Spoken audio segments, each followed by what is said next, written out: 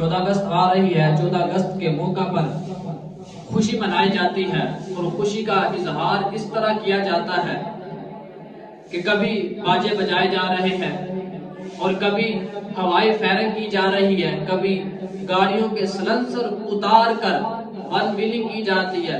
میں پوچھتا ہوں یہ کیسا انداز ہے تمہارا جشن منانے کا، اور کس بات کا جشن منایا جا رہا ہے؟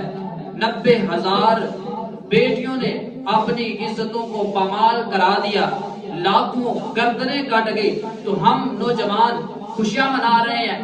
میں پہلی بات تو یہ کہنا چاہتا ہوں، تو خوشی اس موقع پر منائی جاتی ہے کہ جب بندہ مقصد میں کامیاب ہو جاتا ہے۔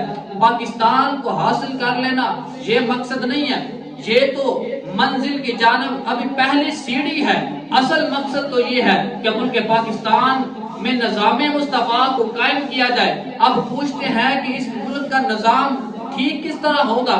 میں صرف ایک ہی بات کہنا چاہتا ہوں، یہی بات کہنا چاہتا ہوں کہ اس ملک کا نظام اس طرح ٹھیک ہوگا کہ جو پاکستان میں بگاڑ کلچر کے نام پر فحاشی پھیلائی جا رہی ہے، بے غیرتی عام ہو رہی ہے، بے حیائی کو فروغ دیا جا رہا ہے، نوجوانوں کو ذرا ہوش کے ناخن لینا چاہیے کہ ہم ملک کے وفادار ہیں، ملک کے غدار نہیں ہیں۔ ہمیں اپنے وطن سے پیار کرنا چاہیے۔ حضور نے فرمایا حب الوطن من الایمان، کہ وطن کی محبت ایمان کا حصہ ہے، اور محبت کا تقاضا یہ ہے کہ جس سے محبت کی جائے اس کا وفادار ہو کر رہنا پڑتا ہے، اور ہمیں ضرورت ہے کہ ہم اپنے ملک کے وفادار ہو جائیں۔